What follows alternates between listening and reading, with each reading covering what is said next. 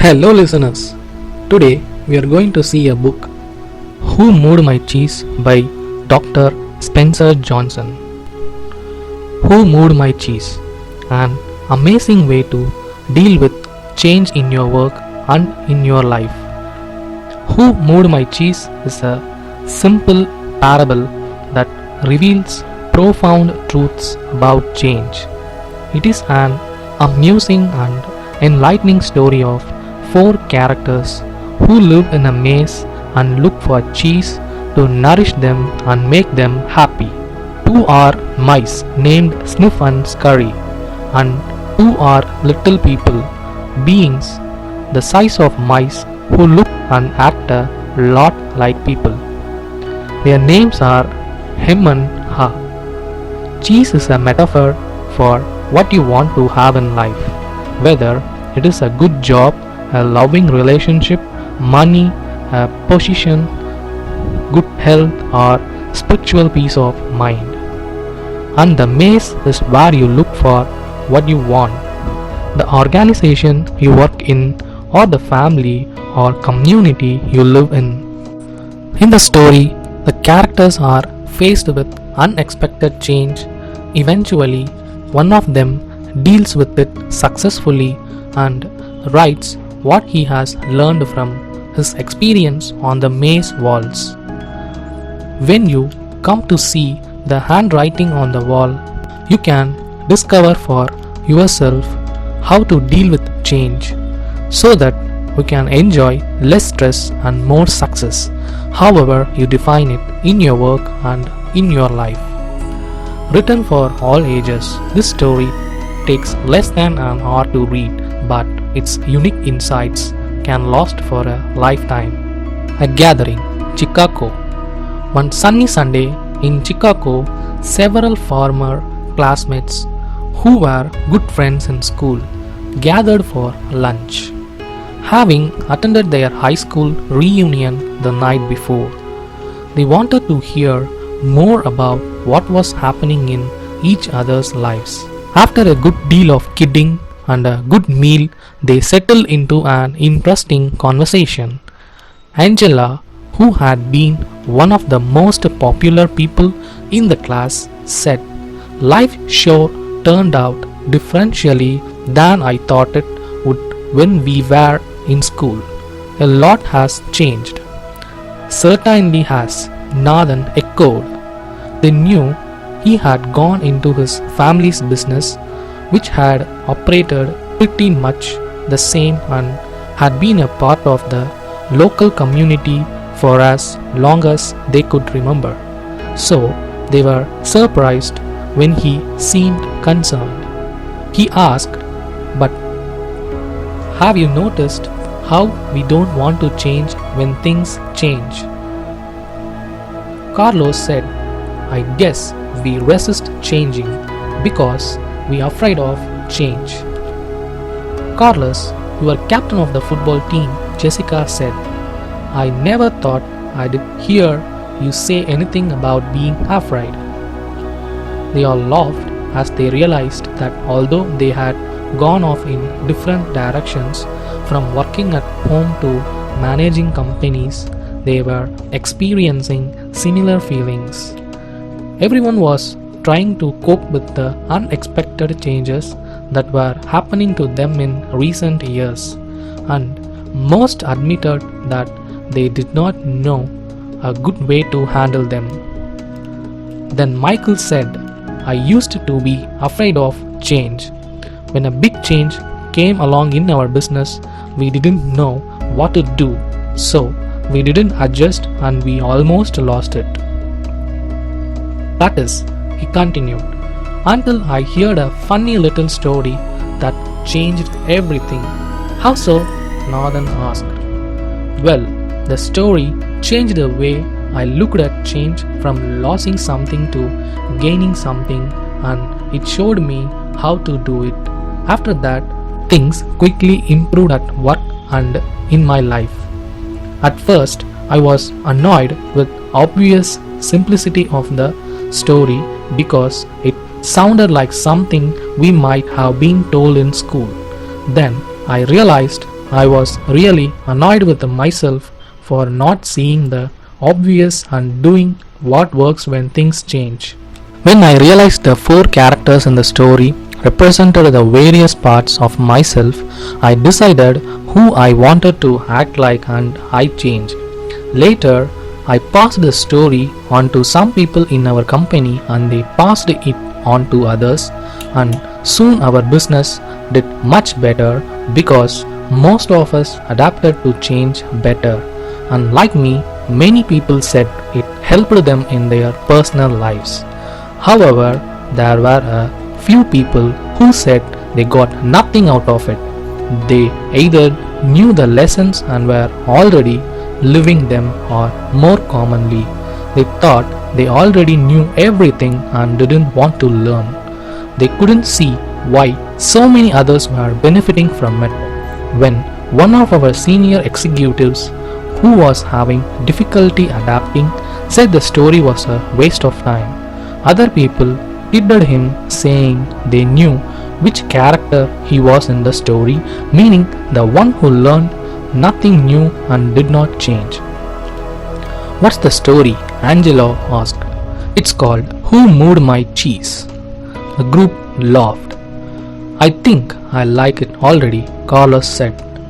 "Would you tell us the story? Maybe we can get something from it." "Sure," Michael replied.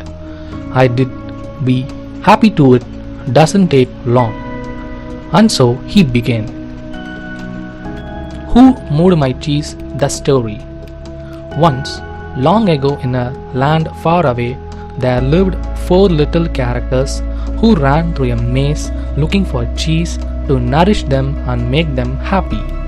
Two were mice, named Sniff and Scurry, and two were little people, beings who were as small as mice but who looked and acted a lot like people today. Their names were Hem and Ha. Due to their small size, it would be easy not to notice what the four of them were doing, but if you looked closely enough, you could discover the most amazing things. Every day, the mice and the little people spent time in the maze looking for their own special cheese.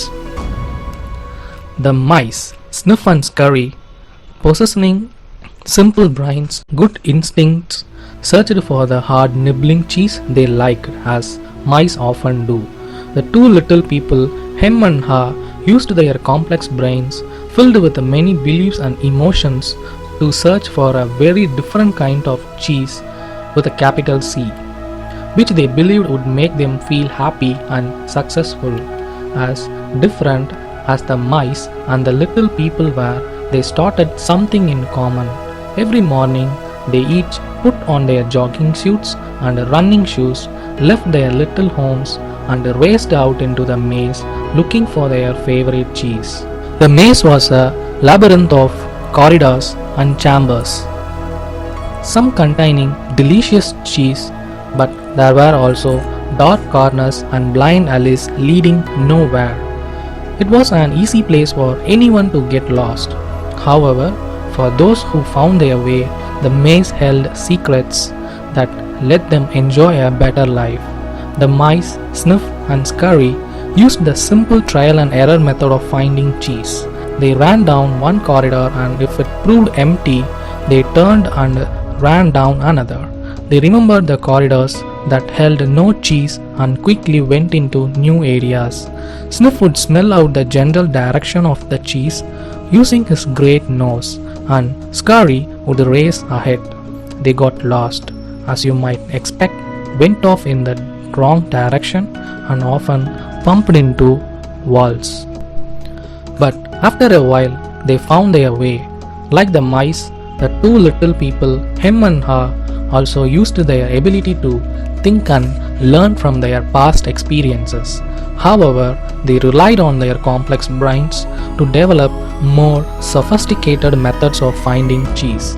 Sometimes they did well, but at other times their powerful human beliefs and emotions took over and clouded the way they looked at things. It made life in the maze more complicated and challenging. Nonetheless, Sniff and Scurry, Hem and Ha, all discovered in their own way what they were looking for.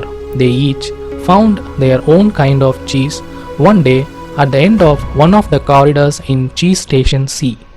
Every morning after that, the mice and the little people dressed in their running gear and headed over to Cheese Station C. It wasn't long before they each established their own routine. Sniff and Scurry continued to wake earlier every day and race through the maze, always following the same route. When they arrived at their destination, the mice took off their running shoes, tied them together and hung them around their necks so they could get to them quickly whenever they needed them again. Then they enjoyed the cheese. In the beginning, Hem and Ha also raced toward Cheese Station C every morning to enjoy the tasty new morsels that awaited them, but after a while, a different routine set in for the little people. Hem and Ha awoke each day a little later, dressed a little slower, and walked to Cheese Station C. After all, they knew where the cheese was now and how to get there. They had no idea where the cheese came from or who put it there. They just assumed it would be there. As soon as Hem and Ha arrived at Cheese Station C each morning, they settled in and made themselves at home. They hung up their jogging suits, put away their running shoes, and put on their slippers. They were becoming very comfortable now that they had found the cheese. "This is great," Hem said. "There is enough cheese here to last us forever." The little people felt happy and successful and thought they were now secure. It wasn't long before Hem and Ha regarded the cheese they found at Cheese Station C as their cheese. It was such a large store of cheese that they eventually moved their homes to be closer to it and built a social life around it. To make themselves feel more at home, Hem and Ha decorated the walls with sayings and even drew pictures of cheese around them which made them smile. One read, "Having cheese makes you happy." Sometimes Hem and Ha would take their friends by to see their pile of cheese at Cheese Station C and point to it with pride, saying, "Pretty nice cheese, hub." Sometimes they shared it with their friends and sometimes they didn't. "We deserve this cheese," Hem said. "We certainly had to work long and hard enough to find it." He picked up a nice fresh piece and ate it.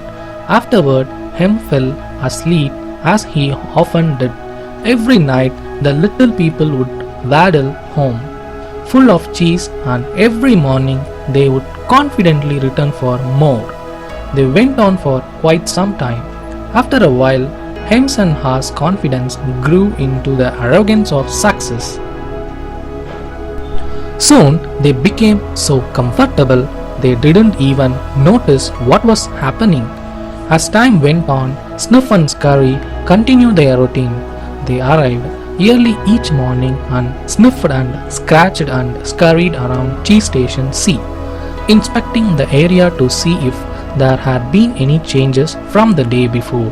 Then they would sit down to nibble on the cheese. One morning, they arrived at Cheese Station C and discovered there was no cheese. They weren't surprised, since Sniff and Scurry had noticed the supply of cheese had been getting smaller every day. They were prepared for the inevitable and knew instinctively what to do. They looked at each other, removed the running shoes they had tied together and hung conveniently around their necks, put them on their feet and laced them up. The mice did not overanalyze things. To the mice, the problem and the answer were both simple. The situation of Cheese Station C had changed, so Sniff and Scurry decided to change. They both looked out into the maze. Then Sniff lifted his nose, sniffed, and nodded to Scurry, who took off running through the maze, while Sniff followed as fast as he could. They were quickly off in search of new cheese. Later that same day, him and her arrived at cheese station C. They had not been paying attention to the small changes that had been taking place each day, so they took it for granted their cheese would be there. They were unprepared for what they found. What? No cheese? Him yelled. He continued yelling, no cheese, no cheese, as though if he shouted loud enough someone would put it back. Who moved my cheese? He hollered. Finally, he put his hands on his hips. His face turned red, and he screamed at the top of his voice. It's not fair. Hart just shook his head in disbelief. He, too, had counted on finding cheese at cheese station C. He stood there for a long time, frozen with shock. He was just not ready for this. Him was yelling something, but Ha didn't want to hear it. He didn't want to deal with what was facing him. So he just tuned everything out. The little people's behavior was not very attractive or productive, but it was understandable. Finding cheese wasn't easy, and it meant a great deal more to the little people than just having enough of it to eat every day. Finding cheese was the little people's way of getting what they thought they needed to be happy. They had their own ideas of what cheese meant to them, depending on their taste. For some, finding cheese was having material things. For others, it was enjoying good health or developing a spiritual sense of well-being. For her, cheese just meant feeling safe, having a loving family someday, and living in a cozy cottage on Cheddar land. To him, cheese was becoming a big cheese in charge of others and owning in a big house atop Camembert Hill. Because cheese was important to them, the two little people spent a long time trying to decide what to do. All they could think of was to keep looking around cheeseless station C to see if the cheese was really gone. While Sniff and Scary had quickly moved on, Hem and Ha continued to hem and ha. They ranted and raved at the injustice of it all. Ha started to get depressed. What would happen if the cheese wasn't there tomorrow? He had made future plans based on this cheese. The little people couldn't believe it. How could this have happened? No one had warned them it wasn't right. It was not the way things were supposed to be. Him and Ha went home that night hungry and discouraged. But before they left, Ha wrote on the wall, "The more important your cheese is to you, the more you want to hold on to it." The next day, Hem and Ha left their homes and returned to cheese station C again, where they still expected somehow to find their cheese. The situation hadn't changed. The cheese was no longer there. The little people didn't know what to do. Hem and Ha just stood there, immobilized, like two statues. Ha shut his eyes as tight as he could and put his hands over his ears. He just wanted to block everything out. He didn't want to know the cheese supply had gradually been getting smaller. He believed it had been moved all of a sudden. Him analyzed the situation over and over, and eventually his complicated brain with its huge belief system took hold. Why did they do this to me? He demanded, what's really going on here? Finally, Ha opened his eyes, looked around and said, by the way, where are Sniff and Scurry? Do you think they know something we don't? Him scoffed. What would they know? Him continued. There are just mice. They just respond to what happens. We are little people. We are smarter than mice. We should be able to figure this out. I know we are smarter, Ha said, but we don't seem to be acting smarter at the moment. Things are changing around here. Hem. Maybe we need to change and do things differently. Why do we change? Him asked. We are little people. We are special. This sort of thing should not happen to us, or if it does, we should at least get some benefits. Why should we get benefits? Ha asked. Because we are entitled, Hem claimed. Entitled to what? Ha wanted to know. We are entitled to our cheese. Why? Ha asked. Because we didn't cause this problem, Hem said. Somebody else did this and we should get something out of it, Ha suggested. Maybe we should simply stop analyzing the situation so much and go find some new cheese. Oh no, Hem argued. I'm going to get to the bottom of this. While Hem and Ha were still trying to decide what to do, Sniff and Scurry were already well to their way. They went farther into the maze, up and down corridors, looking for cheese in every cheese station they could find. They didn't think of anything else but finding new cheese. They didn't find any for some time until they finally went into an area of maze where they had never been before, Cheese Station N. They squealed with delight. They found what they had been looking for, a great supply of new cheese. They could hardly believe their eyes. It was the biggest store of cheese the mice had ever seen. In meantime, Hem and Ha were still back in Cheese Station C, evaluating their situation. They were now suffering from the effects of having no cheese. They were becoming frustrated and angry and were blaming each other for the situation they were in. Now and then, Ha thought about his mice friends Sniff and Scurry and wondered if they had found any cheese yet.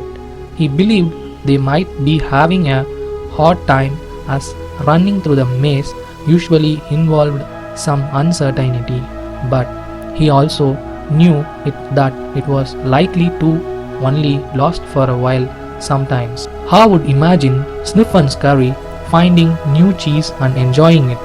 He thought about how good it would be for him to be out on an adventure in the maze and to find fresh new cheese.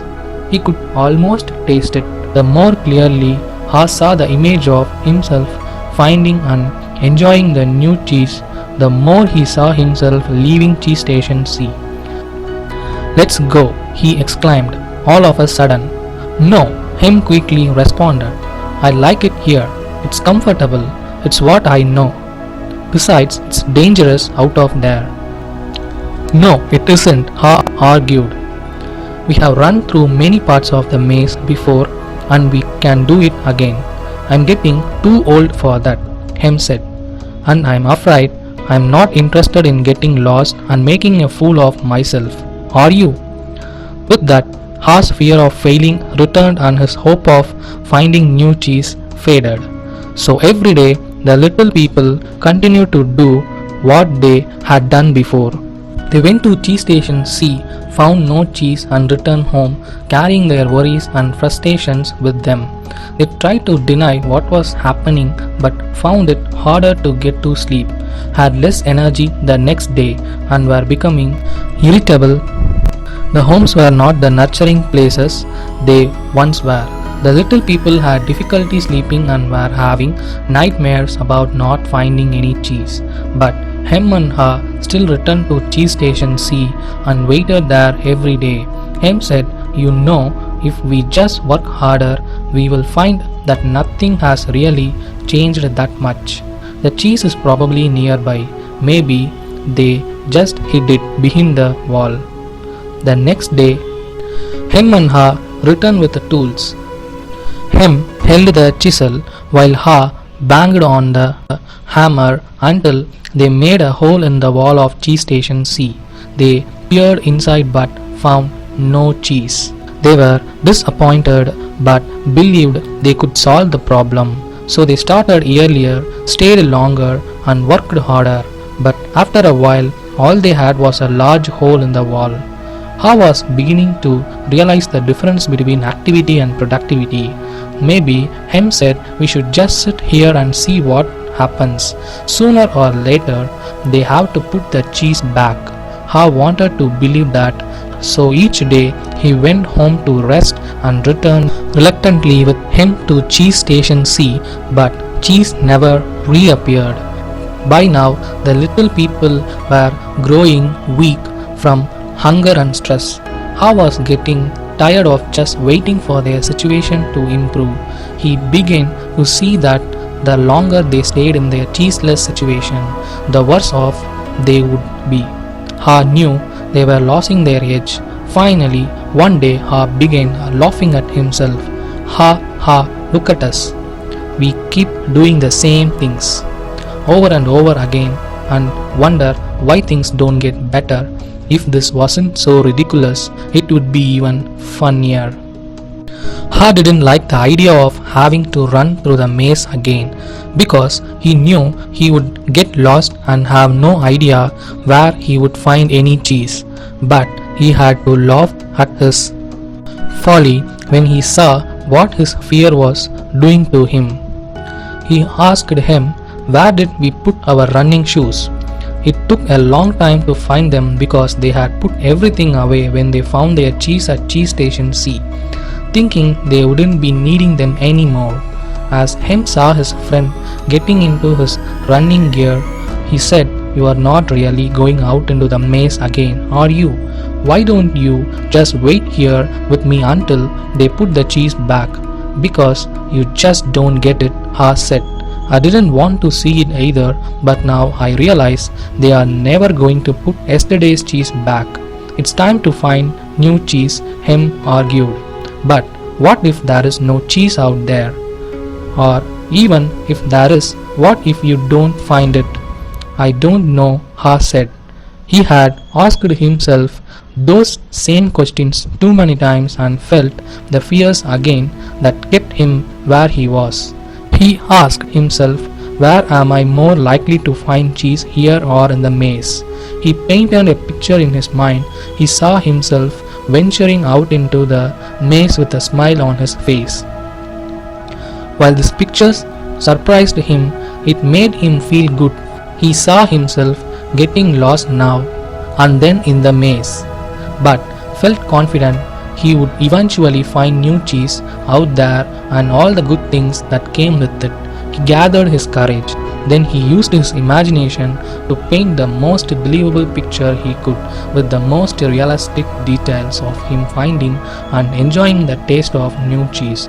He saw himself eating Swiss cheese with holes in it, bright on orange cheddar and American cheeses, Italian mozzarella and wonderfully soft French camembert cheese. And then he heard him say something and realized they were still at cheese station C. Ha said, "Sometimes, Hem, things change and they are never the same again. This looks like one of those times. That's life. Life moves on, and so should we." Ha looked at his emaciated companion and tried to talk sense to him, but Hem's fear had turned into anger and he wouldn't listen. Ha didn't mean to be rude to his friend, but he had to laugh at how silly they both looked. As Ha prepared to leave, he started to feel more alive, knowing that he was finally able to laugh at himself. Let go and move on. Ha laughed and announced, "It's maze time." Hem didn't laugh and he didn't respond. Ha picked up a small sharp rock and wrote a serious thought on the wall for him to think about. As was his custom, Ha even drew a picture of cheese around it, hoping it would help him to smile, lighten up and go after the new cheese. But Hem didn't want to see it. It read, "If you do not change, you can become extinct." Then Ha stuck his head out and peered anxiously into the maze. He thought about how he did gotten himself into this cheeseless situation. He had believed that there may not be any cheese in the maze or he may not find it. Such fearful beliefs were immobilizing and killing him. Ha smiled. He knew Hem was wondering, "Who moved my cheese?" But Ha was wondering, "Why didn't I get up and move with the cheese sooner?" As he started out into the maze, Ha looked back to where he had come from and felt its comfort. He could feel himself being drawn back into familiar territory even though he hadn't found cheese here for some time. Ha became more anxious and wondered if he really wanted to go out into the maze. He wrote a saying on the wall ahead of him and started at it for some time. What would you do if you weren't afraid? He thought about it. He knew sometimes some fear can be good when you are afraid things are going to get worse. If you don't do something, it can prompt you into action, but it is not good when you are so afraid that it keeps you from doing anything. He looked to his right to the part of the maze where he had never been and felt the fear. Then he took a deep breath, turned right into the maze, and jogged slowly into the unknown. As he tried to find his way, Ha worried at first that he might have waited too long in cheese station C. He hadn't had any cheese for so long that he was now weak. It took him longer and it was more painful than usual to get through the maze. He decided that if he ever got the chance again, he would get out of his comfort zone and adapt to change sooner. It would make things easier. Then Ha smiled a weak smile as he thought, better late than never. During the next several days, Ha found a little cheese here and there, but nothing that lasted very long. He had hoped to find enough cheese to take some back to him and encourage him to come out into the maze. But Ha didn't feel confident enough yet. He had to admit he found it confusing in the maze. Things seemed to have changed since the last time he was out here. Just when he thought he was getting ahead, he would get lost in the corridors. It seemed his progress was 2 steps forward and 1 step backward. It was a challenge, but he had to admit that being back in the maze, hunting for cheese, wasn't nearly as bad as he feared it might be. As time went on, he began to wonder if it was realistic for him to expect to find new cheese. He wondered if he had bitten off more than he could chew. Then he laughed, realizing that he had nothing to chew on at that moment. Whenever he started to get discouraged, he reminded himself that what he was doing, as uncomfortable as it was at the moment, was in reality much better than staying in the cheeseless situation. He was taking control rather than simply letting things happen to him. Then he reminded himself, if Sniff and Scurry could move on, so could he. Later, as Ha looked back on things, he realized that the cheese at cheese station C had not just disappeared overnight as he had once believed. The amount of cheese that had been there toward the end had been getting smaller, and what was left had grown old. It didn't taste as good. Mold may even have begun to grow on the old cheese, although he hadn't noticed it. He had to admit, however, that if he had wanted to, he probably could have seen what was coming, but he didn't. Ha now realized that the change probably would not have taken him by surprise if he had been watching what was happening all along, and if he had anticipated change. Maybe that's what Sniff and Scurry had been doing. He decided he would stay more alert from now on. He would expect change to happen and look for it. He would trust his basic instincts to sense when change was going to occur and be ready to adapt to it. He stopped for the rest and wrote on the wall of the maze, "Smell the cheese often so you know when it is getting old." Sometime later, after not finding cheese for what seemed like a long time, Ha finally came across a huge cheese station which looked promising. When he went inside, however, he was most disappointed to discover that the cheese station was empty. This empty feeling has happened to me too often, he thought. He felt like giving up. Ha was losing his physical strength. He knew he was lost and was afraid he would not survive. He thought about turning around and heading back to cheese station C. At least, it, if he made it back and Hem was still there, Ha wouldn't be alone. Then he asked himself the same question again. What would I do if I weren't afraid?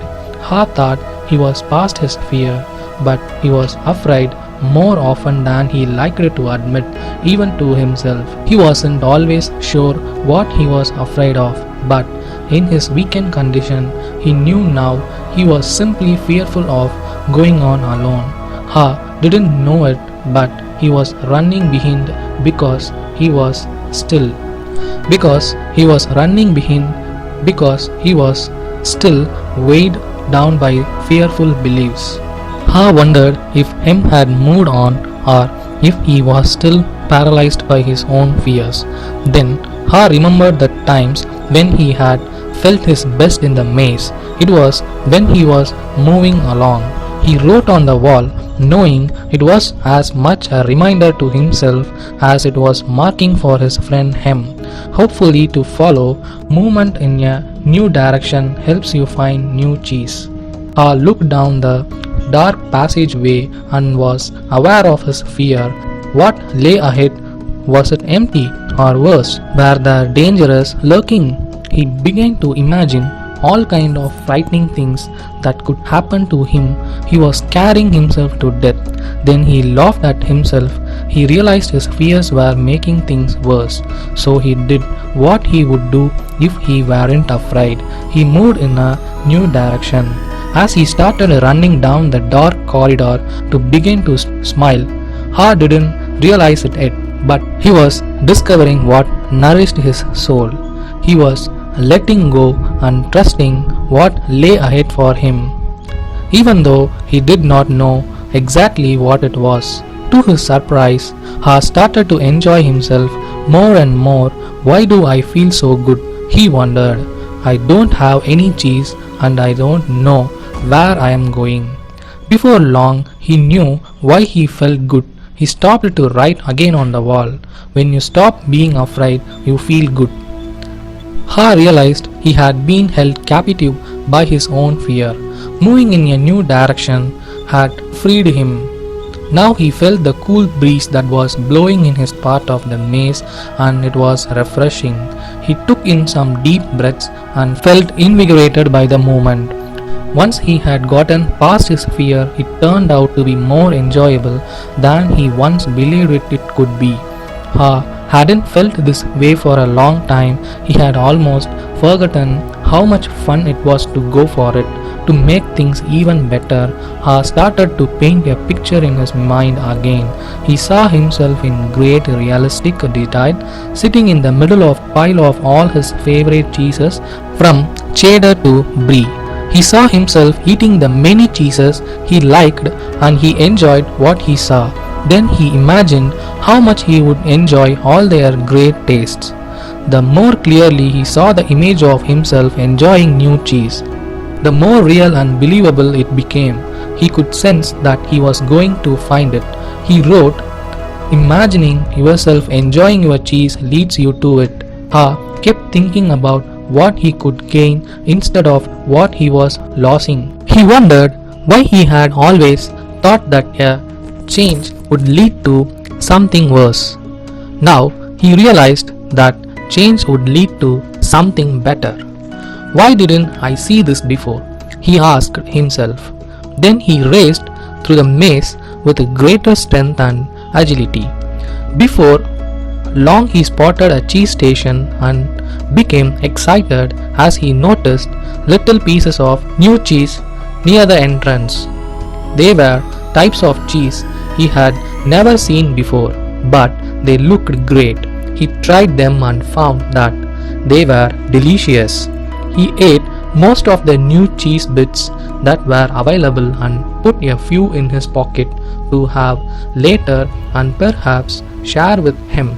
He began to regain his strength. He entered the cheese station with great excitement, but to his dismay, he found it was empty.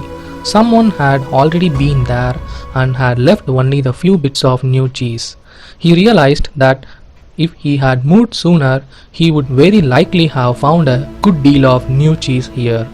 Ha decided to go back and see if Hem was ready to join him.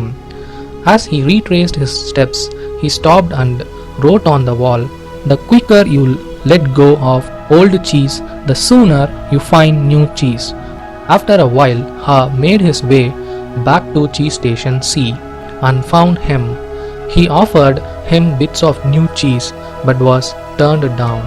Hem appreciated his friend's gesture but said, "I don't think I would like new cheese. It's not what I am used to. I want my own cheese back, and I'm not going to change until I get what I want." Ha just shook his head in disappointment and reluctantly went back out on his own. As he returned to the farthest point he had reached in the maze, he missed his friend but realized he liked what he was discovering. Even before he found what he hoped would be a great supply of new cheese, if ever, he knew that what made him happy wasn't just having cheese. He was happy when he wasn't being run by his fear. He liked what he was doing now. Knowing this, Ha didn't feel as weak as he did when he stayed in cheese station C with no cheese. Just realizing he was not letting his fear stop him and knowing that he had taken a new direction nourished him and gave him strength. Now he felt that it was just a question of time before he found what he needed. In fact, he sensed he had already found what he was looking for. He smiled as he realized it is safer to search in the maze than remain in a cheeseless situation. Ha realized again, as he had once before, that what you are afraid of is never as bad as what you imagine. The fear you let build up in your mind is worse than the situation that actually exists. He did been so afraid of never finding new cheese that he didn't even want to start looking. But since starting his journey, he had found enough cheese in the corridors to keep him going. Now he looked forward to finding more. Just looking ahead was becoming exciting. His old thinking had been clouded by his worries and fears. He used to think about not having enough cheese, or not having it last as long as he wanted. He asked to think more about what could go wrong than what could go right. But that had changed in the days since he had left cheese station C. He used to believe that cheese should never be moved, and that change wasn't right. He realized it was natural for change to continually occur, whether you accept it or not. Change could surprise you only if you didn't accept it and weren't looking for it. When he realized he had changed his beliefs, he paused to write on the wall, "Old beliefs do not lead you to new cheese." Ha hadn't found any cheese yet, but as he ran through the maze, he thought about what he had already learned. Ha now realized that his new beliefs were encouraging new behaviors. He was behaving differentially than when he kept returning to the same cheeseless station. He knew that when you change what you believe, you change what you do. You can believe that a change will harm you and resist it, or you can believe that finding new cheese will help you and embrace the change. It all depends on what you choose to believe. He wrote on the wall, "When you see that you can find and enjoy new cheese, you change course." Ha knew he would be in better shape now if he had dealt with change much sooner and left cheese station C earlier. He would feel stronger in body and spirit, and he could have coped better with the challenge of finding new cheese. In fact, he probably would have found it by now if he had expected change, rather than wasting time denying that the change had already taken place. He used his imagination again and saw himself finding and savoring new cheese. He decided to proceed into the more unknown parts of the maze and found little bits of cheese here and there. Ha began to regain his strength and confidence. As he thought back on where he had come from, Ha was glad he had written on the wall in many places. He trusted that it would serve as a marked trail for him to follow through the maze. If he ever chose to believe Cheese Station C, Ha just hoped he was heading in the right direction. He thought about the possibility that Hem would read the handwriting on the wall and find his way. He wrote on the wall what he had been thinking about for some time. Noticing small changes yearly helps you adapt to the bigger changes that are to come. By now, Ha had let go of the past and was adapting to the present. He continued on through the maze with greater strength and speed, and before long it happened. When it seemed like he had been in the maze forever, his journey, or at least this part of his journey, ended quickly and happily. Ha proceeded along a corridor that was new to him, rounded a corner, and found new cheese at Cheese Station N. When he went inside, he was startled by what he saw. Piled high everywhere was the greatest supply of cheese he had ever seen. He didn't recognize all that he saw, as some kinds of cheese were new to him. Then he wondered for a moment whether it was real or just his imagination, until he saw his old friends Sniff and Scurry. Sniff welcomed Ha with a nod of his head, and Scurry waved his paw. Their fat little bellies showed that they had been here for some time. Ha quickly said his hellos and soon took bites of every one of his favorite cheeses. He pulled off his shoes, tied the laces together, and hung them around his neck in case he needed them again. Sniff and Scurry laughed. They nodded their heads in admiration. Then Ha jumped into the new cheese. When he had eaten his fill, he lifted a piece of fresh cheese and made a toast. Hooray for change! As Ha enjoyed the new cheese, he reflected on what he had learned. He realized that when he had been afraid to change, he had been holding on it to illusion of old cheese that was no longer there. So, what was it that made him change?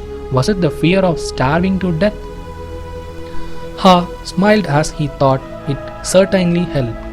Then he laughed and realized that he had started to change as soon as he had learned to laugh at himself and at what he had been doing wrong. He realized the fastest way to change is to laugh at your own folly, then you can let go and quickly move on. He knew he had learned something useful about moving on from his mice friend Sniff and Scurry. They kept life simple. They didn't overanalyze or overcomplicate things. When the situation changed and the cheese had been moved, they changed and moved with the cheese. He would remember that Ha had also used his wonderful brain to do what little people do better than mice. He envisioned himself in realistic detail, finding something better, much better. He reflected on the mistakes he had made in his past and used them to plan for his future. He knew that you could learn to deal with change. You could be more aware of the need to keep things simple, be flexible, and move quickly. You didn't need to overcomplicate matters or confuse yourself with fearful beliefs. You could notice when the little changes began so that you would be better prepared for the big change that might be coming. He knew he needed to adapt faster. For if you do not adapt in time, you might as well not adapt at all. He had to admit that the biggest inhibitor to change lies within yourself and that nothing gets better until you change. Perhaps most importantly, he realized that there is always new cheese out there whether you recognize it at the time or not,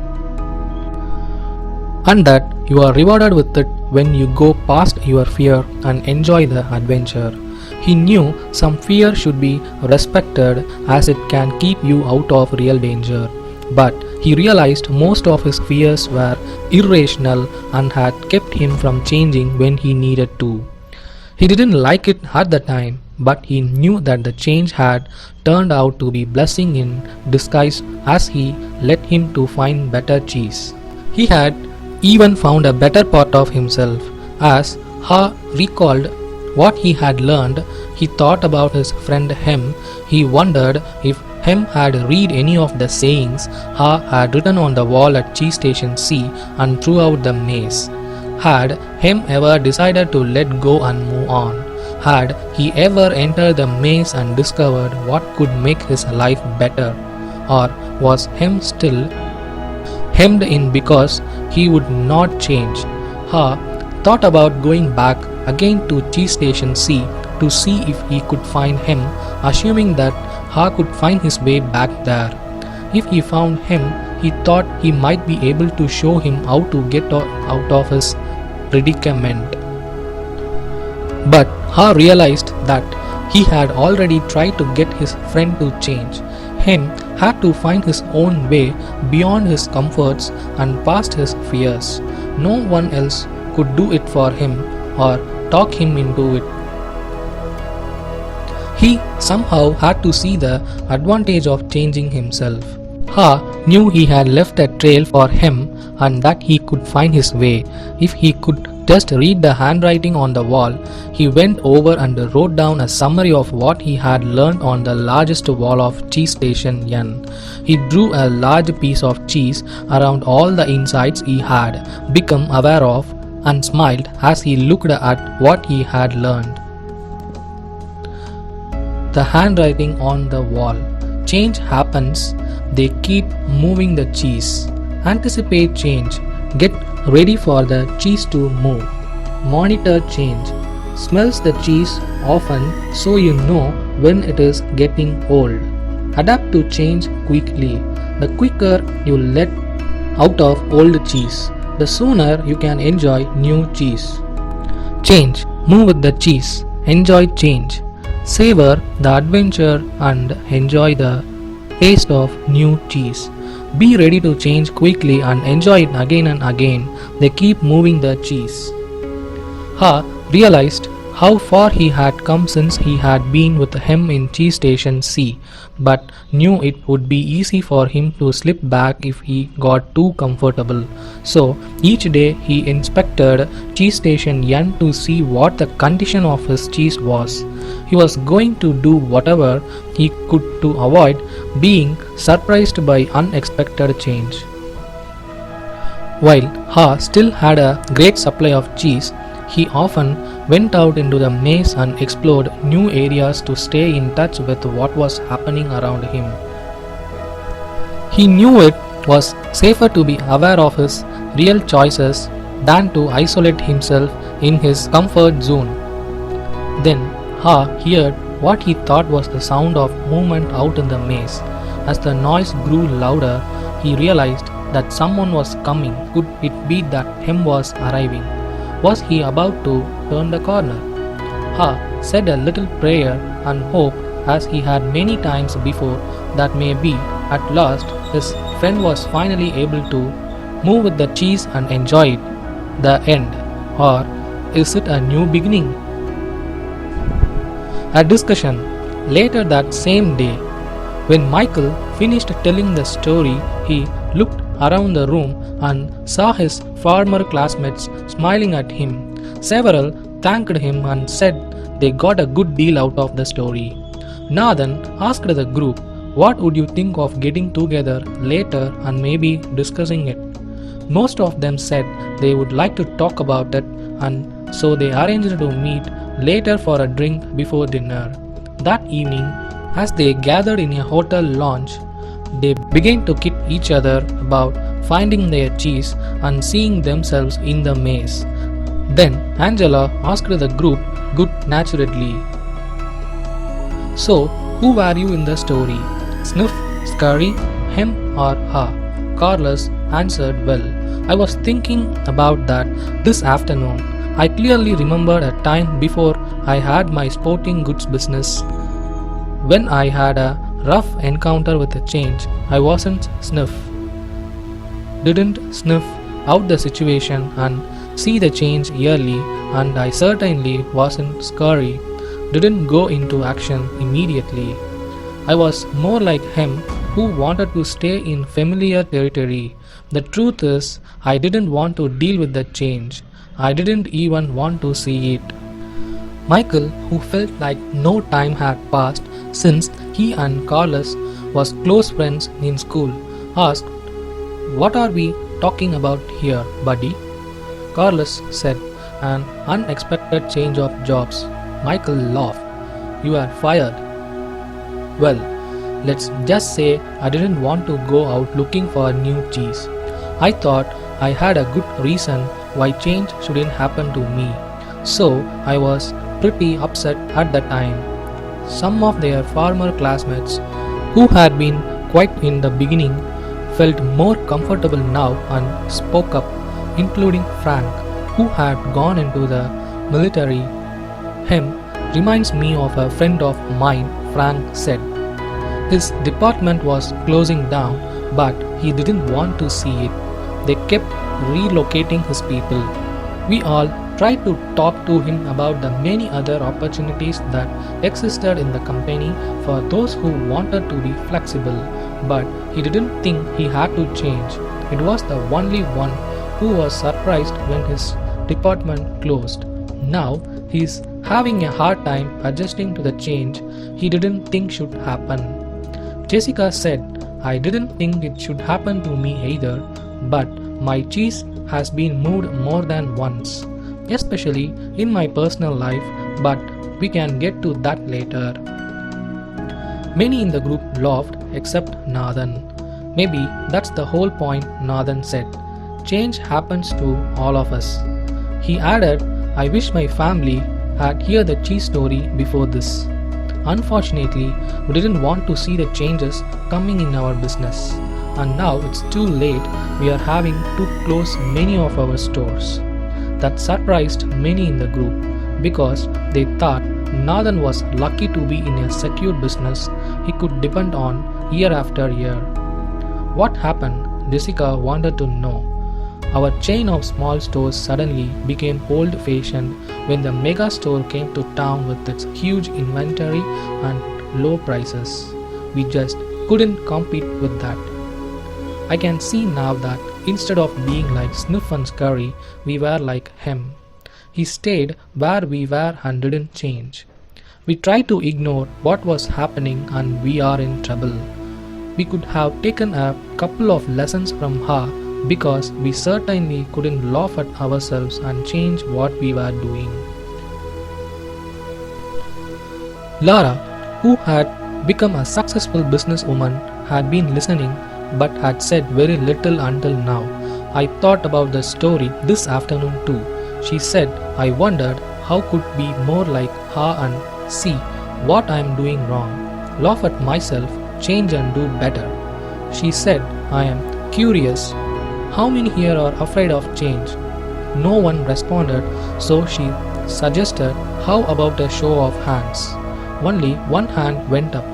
"Well, it looks like we have got one honest person in our group," she said, and then continued, "Maybe you will look this next question better. How many here think other people are afraid of change?" Practically everyone raised their hands. Then they all started laughing. "What does that tell us?" "Daniel," Nathan answered. "Sure," Michael admitted. "Sometimes we are not even aware that we are afraid. I know I wasn't. When I first heard the story, I loved the question, what would you do if you weren't afraid?" Then Jessica added, "Well, what I got from the story is that change is happening everywhere and that I will do better when I can adjust to it quickly. I remember years ago when our company was selling our encyclopedia as a set of more than 20 books, one person tried to tell us that we should put our whole encyclopedia on a single computer disk and sell it for a fraction of the cost. It would be easier to adapt would cost us so much less to manufacture and so many more people could afford it, but we all resisted. Why do you resist? Nathan asked. Because we believed then that the backbone of our business was our largest sales force. We called on people door to door, keeping our sales force dependent on the big commissions they earned from the high price of our product. We had been doing this successfully for a long time and thought it would go on forever. Laura said, maybe that's what it meant in the story about him and her's arrogance of success. They didn't notice they needed to change what had once been working. Nathan said, so you thought your old cheese was your only cheese. Yes, and we wanted to hang on to it. When I think back on what happened to us, I see that it's not just that they moved the cheese, but that the cheese has a life of its own and eventually runs out. Anyway, we didn't change, but a competitor did and our sales fell badly. We have been going through a difficult time. Now, another big technological change is happening in the industry and no one at the company seems to want to deal with it. It doesn't look good. I think I could be out of a job soon. It's May's time. Carlos called out. Everyone laughed, including Jessica. Carlos turned to Jessica and said, it's good that you can laugh at yourself. Frank offered, that's what got out of the story. I tend to take myself too seriously. I noticed how Ha changed when he could finally laugh at himself and at what he was doing. No wonder he was called Ha. The group groaned at the obvious play on words. Angela asked, do you think that Hem ever changed and found new cheese? Elaine said, I think he did. I don't, Corey said. Some people never change and they pay a price for it. I see people like him in my medical practice. They feel entitled to their cheese. They feel like victims when it's taken away and blame others. They get sicker than people who let go and move on. Then Nathan said quietly, as though he was talking to himself, I guess the question is, what do we need to let go of and what do we need to move on to? No one said anything for a while. I must admit, Nathan said, I saw what was happening with stores like ours in other parts of the country, but I hope it wouldn't affect us. I guess it's a lot better to initiate change while you can than it is to try to react and adjust to it. Maybe we should move our own cheese. What do you mean? Frank asked. Nathan answered, I can't help but wonder where we would be today if we had sold the real estate under all our old stores and built one great modern store to compete with the best of them. Laura said, maybe that's what Ha meant when he wrote on the wall, savor the adventure and move with the cheese. Frank said, I think some things shouldn't change.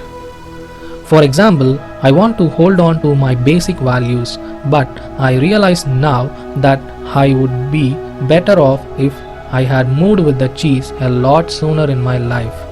Well, Michael, it was a nice little story. Richard, the class skeptic, said, but how did you actually put it into use in your company? The group didn't know it yet, but Richard was experiencing some changes himself. Recently separated from his wife, he was now trying to balance his career with raising his teenagers. Michael replied, you know, I thought my job was just to manage the daily problems as they came up, when what I should have been doing was looking ahead and paying attention to where we were going. And boy, did I manage those problems 24 hours a day. I wasn't a lot of fun to be around. I was in a rat race and I couldn't get out. Lara said, so you were managing when you needed to be leading. Exactly, Michael said. Then, when I heard the story of who moved my cheese, I realized my job was to paint a picture of new cheese that would all want to pursue, so we could enjoy changing and succeeding, whether it was a work or in life. Nathan asked, what did you do at work? Well, when I asked people in our company who they were in the story, I saw we had every one of the 4 characters in our organization. I came to see that the sniffs, scurries, hems, and haws each needed to be treated differentially. Our sniffs could sniff out changes in the marketplace, so they helped us update our corporate vision. They were encouraged to identify how the changes could result in new products and services our customers would want. The sniffs loved it and told us they enjoyed working in a place that recognized change and adapted in time. Our scurries liked to get things done, so they were encouraged to take actions based on the new corporate vision. They just needed to be monitored so they didn't scurry off in the wrong direction. They were then awarded for actions that brought us new cheese. They liked working in a company that valued action and results. What about the hems and haws? Angela asked. Unfortunately, the hems were the anchors that slowed us down, Michael answered. They were either too comfortable or too afraid to change. Some of our hems changed only when they saw the sensible vision we painted that showed them how changing would work to their advantage. Our hems told us they wanted to work in a place that was safe, so the change needed to make sense to them and increase their sense of security. When they realized the real danger of not changing, some of them changed and did well. The vision helped us turn many of our hems into haws.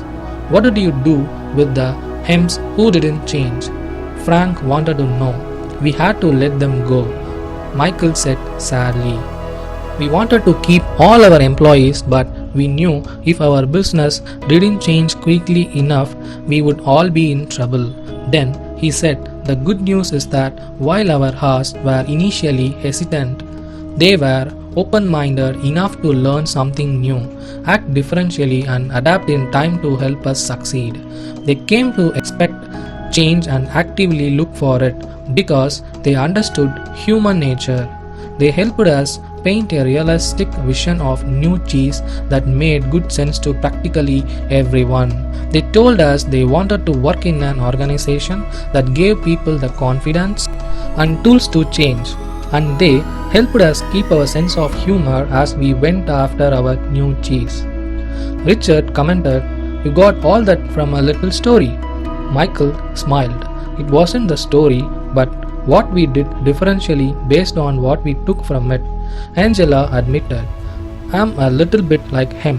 So for me, most powerful part of the story was when Ha laughed at his fear and went on to paint a picture in his mind where he saw himself enjoying new cheese. It made going into the maze less fearful and more enjoyable, and he eventually got a better deal. That's what I want to do more often." Frank grinned. "So even hems can sometimes see the advantage of changing." Carlos laughed. "Like the advantage of keeping their jobs," Angela added, "or even getting a good rise." Who had been frowning during the discussion said, "My manager's been telling me our company needs to change. I think what she's really telling me is that need to, but I haven't wanted to hear it. I guess I never really knew what the new cheese was that she was trying to move us to, or how I could gain from it." A slight smile crossed Richard's face as he said, "I must admit I like this idea of seeing new cheese and imagining yourself enjoying it. It lightens everything up. When you see how it can make things better, you get more interested in making the change happen. Maybe I could use this in my personal life," he added. "My children seem to think that nothing in their lives should ever change. I guess they are acting like him. They are angry. They probably afraid of what the future holds. Maybe I haven't painted a realistic picture of new cheese for them. Probably because I don't see it myself. The group was quiet as several people thought about their own lives. Well, Jessica said, most people here have been talking about jobs, but as I listened to the story, I also thought about my personal life. I think my current relationship is old cheese that has some pretty serious mold on it. Corey laughed in agreement. Me too. I probably need to let go of a bad relationship. Angela countered, or perhaps the old cheese is just old behavior. What we really need to let go of is the behavior that is the cause of our bad relationships, and then move on to a better way of thinking and acting. Ouch! Curry reacted. Good point. The new cheese is a new relationship with the same person. Richard said, I am beginning to think there is more to this than I thought. I like the idea of letting go of old behavior instead of letting go of the relationship. Repeating the same behavior will just get you the same results.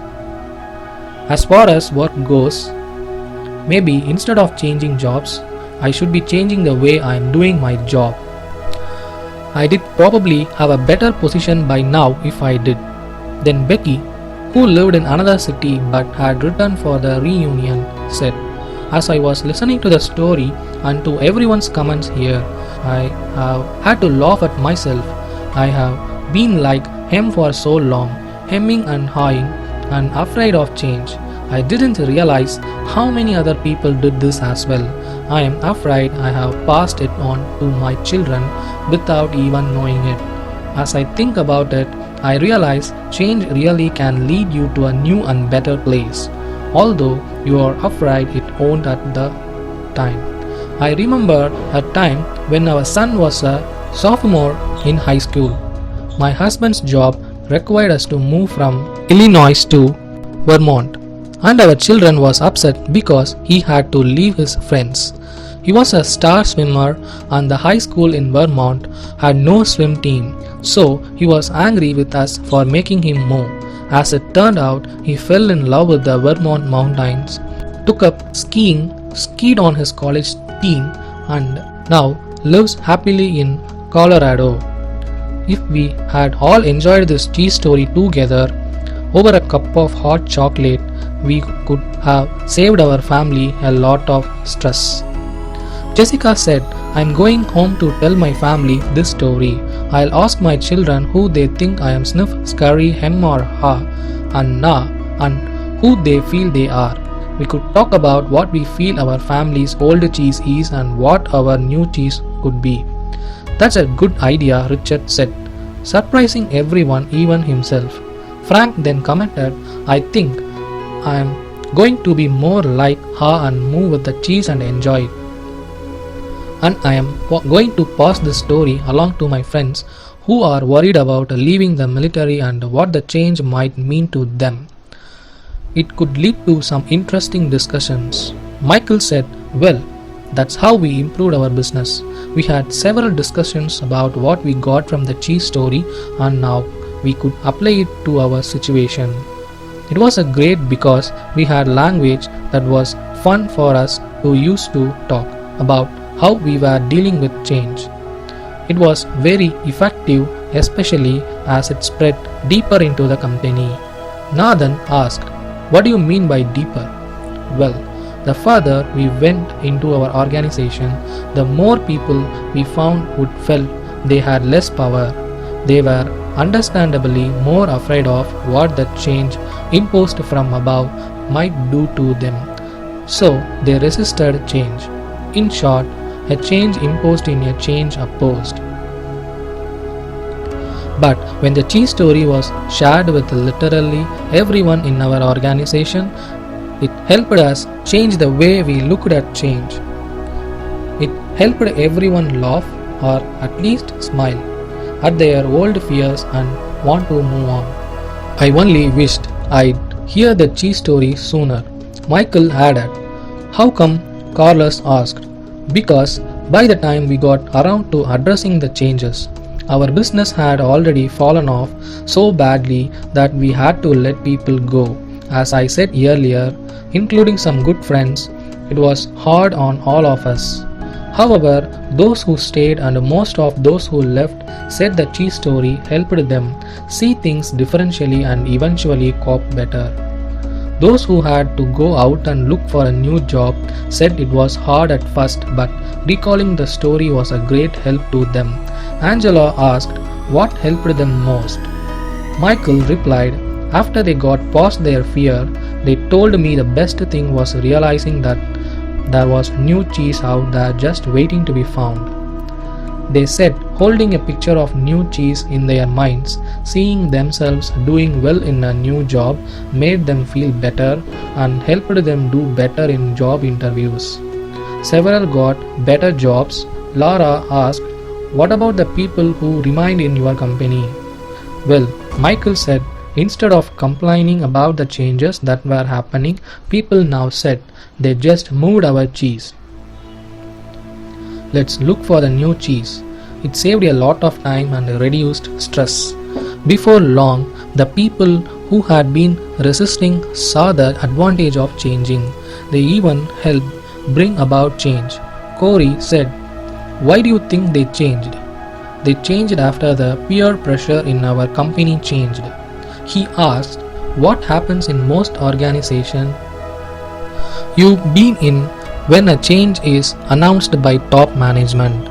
Do most people say the change is a great idea or a bad idea? A bad idea, Frank answered. Yes, Michael agreed. Why? Carlos said. Because people want things to stay the same and they think the change will be bad for them. When one person says the change is a bad idea, others says the same. Yes, they may not really feel that way, Michael said, but they agree in order to fit in. That's the sort of peer pressure that fights change in any organization. Becky asked, so how are things different after people hear the cheese story? Michael said simply, the peer pressure changed. No one wanted to look like him. Everyone laughed. They wanted to sniff out the changes ahead of time and scurry into action, rather than get hemmed in and be left behind. Nathan said, that's a good point. No one in our company would want to look like him.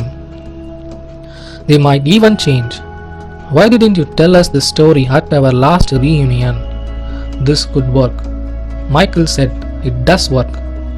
It works best, of course, when everyone in your organization knows the story, whether it is in a large corporation, a small business, or your family.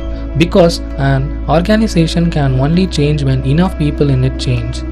Then he offered one last thought. When we saw how well it worked for us, we passed the story along to people we wanted to do best with, knowing they were also dealing with a change. We suggested we might be their new cheese. That is, better partners from them to succeed with. It led to new business. That gave Jessica several ideas and reminded her that she had some yearly sales calls in the morning. She looked at her watch and said, well, it's time for me to leave this cheese station and find some new cheese. The group laughed and began saying their goodbyes. Many of them wanted to continue the conversation but needed to leave. As they left, they thanked Michael again. He said, I'm very glad you found the story so useful and I hope that you will have the opportunity to share it with others soon. The end.